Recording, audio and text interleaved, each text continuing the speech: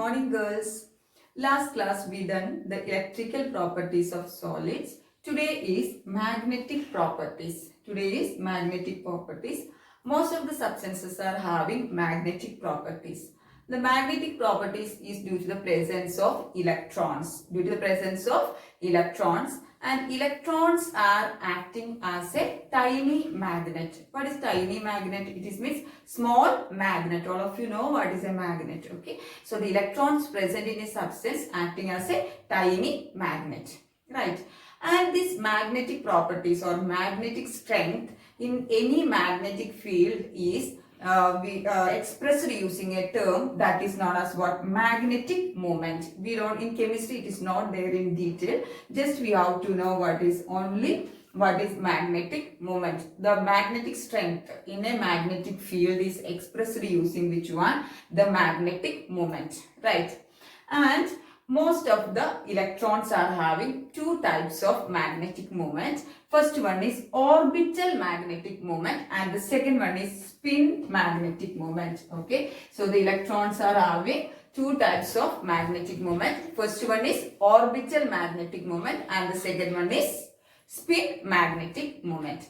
These two types of magnetic moment is due to the first you can see here, this is the nucleus and here you can see the electrons. Okay, so this orbital magnetic moment and spin magnetic moment is due to the orbital motion of electrons around the nucleus. So you can see orbital, this is an orbital, this is the nucleus. We know many types of orbitals are there, s orbital, p orbital, d orbital, etc. So the orbital magnetic moment is due to the orbital motion of electrons around the nucleus. And the spin magnetic moment is due to this is the electron, spinning of electron on axis. The direction may be clockwise or anti-clockwise. Okay, we know plus half spin is there, minus half spin is there. So spinning of the electron, it's on axis. Okay, so magnetic moment, orbital magnetic moment is there and spin magnetic moment is there. Both magnetic moment, this magnetic moment is due to the orbital motion of the electrons around the nucleus and the spinning of electron, it's on axis. And the magnetic moment is expressed in a unit that is known as Bohr magneton. What is the unit? Bohr magneton, BM. Okay, so the magnetic moment is expressed in a unit that is known as Bohr magneton and it is represented using which one? BM. Clear? Next is based on the magnetic properties, there are 5 types of substances are there. Based on the magnetic properties, substances are classified. First one is diamagnetic substances. Second one is then ferromagnetic substances, antiferromagnetic substances and ferrimagnetic substances. Okay, so based on their magnetic properties, substances are classified 5 types. First one is diamagnetic. Second one is paramagnetic, third one is ferromagnetic and the fourth one is antiferromagnetic substances and the fifth one is ferrimagnetic substances. So first we have to check what are diamagnetic substances. Okay, so diamagnetic substances means they are weakly repelled by the magnetic field. They are not attracted. What they are doing? They are weakly repelled by the magnetic field. Okay, and they are not, the magnetic properties is due to the presence of electrons, we know. So in diamagnetic substance there is no unpaired electrons. That is why they are weakly repelled by the magnetic field and they are magnetized in magnetic field, which one? In opposite direction of the applied magnetic field.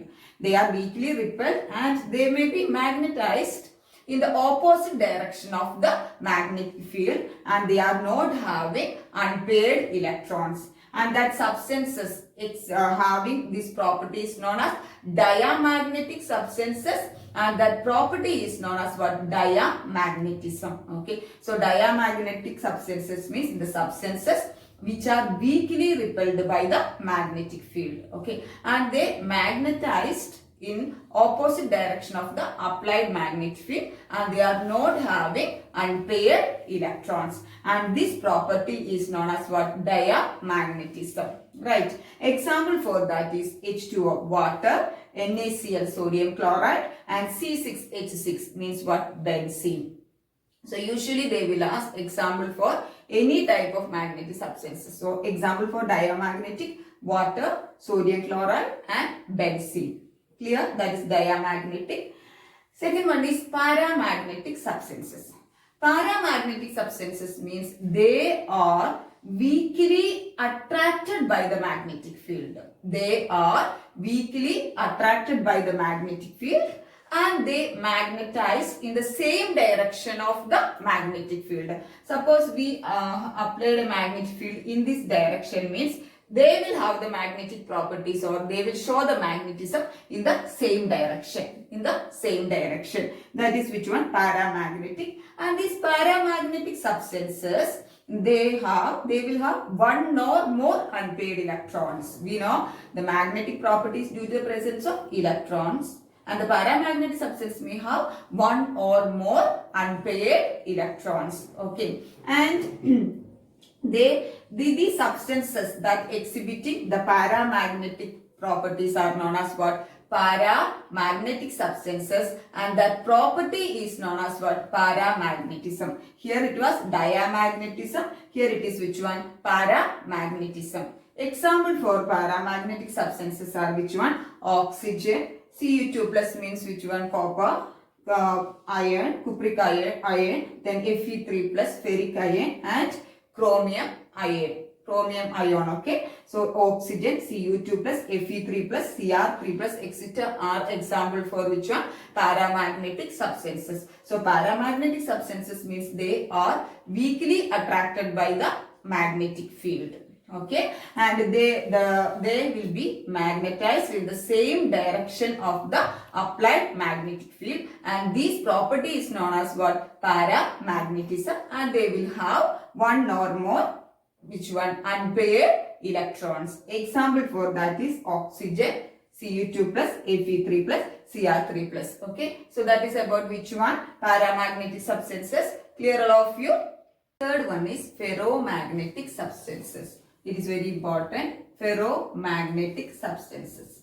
Ferromagnetic substances means they are strongly attracted by the magnetic field. Ferromagnetic substances means they are strongly attracted by the magnetic field, and this process is known as what? Ferromagnetism.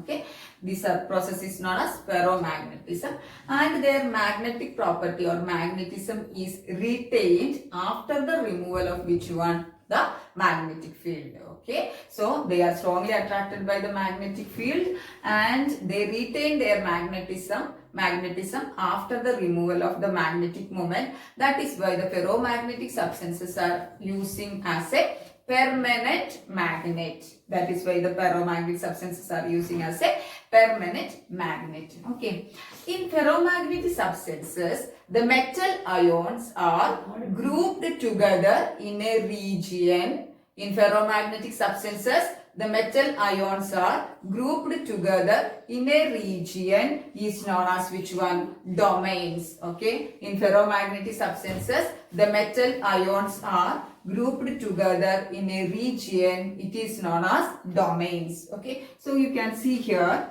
this is like domain. This is one domain. This is the other domain. It is like that. And these domains are acting as which one? A tiny magnet. Okay, so the main magnetism in ferromagnetic substances are due to which one? The domain, due to the presence of domains. In the absence of magnetic field, what is happening is, you can see just the domains are randomly arranged. It is not having any order. It is randomly arranged. But In presence of magnetic field, these domains are aligned, the parallel and anti-parallel. That means parallel to the magnetic field and anti-parallel to the magnetic field. Okay, they are aligned in the same direction. All the domains are aligned in the same direction of which one? Magnetic field, and they will act as a strong magnet or permanent magnet. What is happening? In absence of magnetic field, they are randomly arranged the domains, but in presence of magnetic field, these domains are arranged. All the domains are arranged in one direction, in same direction, okay, of the magnetic field, and they will act as which one? The strong or permanent magnet. Okay, one particular thing about the ferromagnetic substance is after removing the magnetic field also, they will act as the magnetic property will be retained. What is the reason?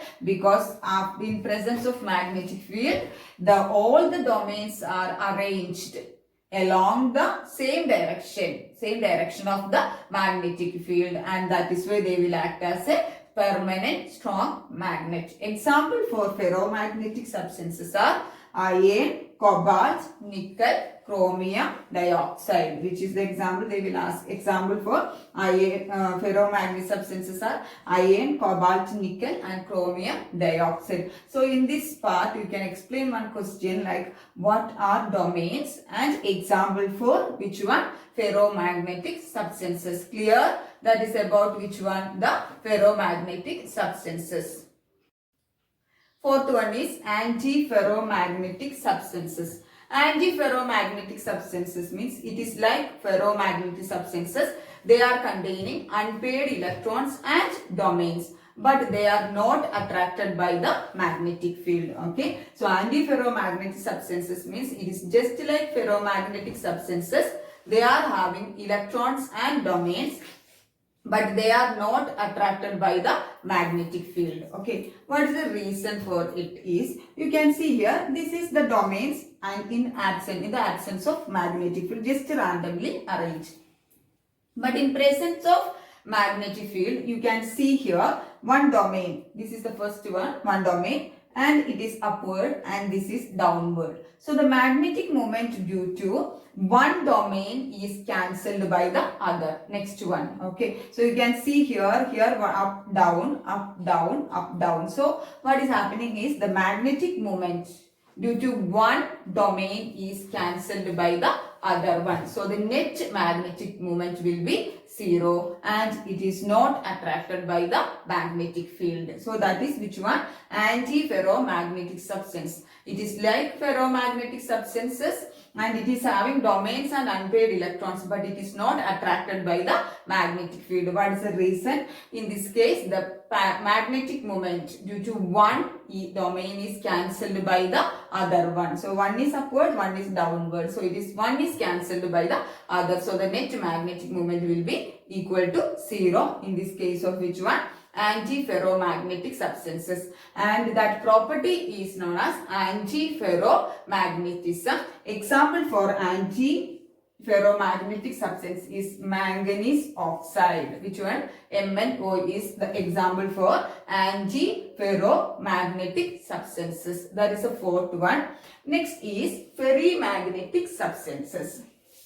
That is the last one. Fifth one is ferrimagnetic substances. Ferrimagnetic substances. Ferrimagnetic substances means they are also having domains and unpaired electrons like ferromagnetic substances, but they are weakly attracted by the magnetic field. And their magnetism is removed. Magnetism, it cannot be retained when the magnetic field is removed. Okay, their magnetism is cancelled when the magnetic field is removed. Okay, so why they are having weakly attracted, even they are having domains and unpaired electrons, but it is weakly attracted by the magnetic field. What is the reason is, in the absence of magnetic field, it is just like randomly arranged, but in presence of magnetic field, what is happening is they are having little magnetic moment. How it is means, this is one domain, it is upward, second domain, it is upward, third domain, it is upward, but the fourth one is which one? Downward. Okay. Then second, if you are drawing, one is upward, one is downward, then all other is upward. Okay. Then next is, if I am drawing, is one is upward, other one is upward, and the one is downward, and it is upward. So if you are checking each layer, you can see here three domains are upward, but the fourth one is what? Downward. So there is an unequal number of which one is there? Domains are there. So that is why it is not completely cancelled, like which one? Antiferromagnetic substances. There is the unequal number of domains. So the magnetic moment is not completely cancelled by each other, just like in which one? Antiferromagnetic substances. So this property is known as what? And this property is known as what? Ferrimagnetic magnetism, and these substances are known as what? Ferrimagnetic substances.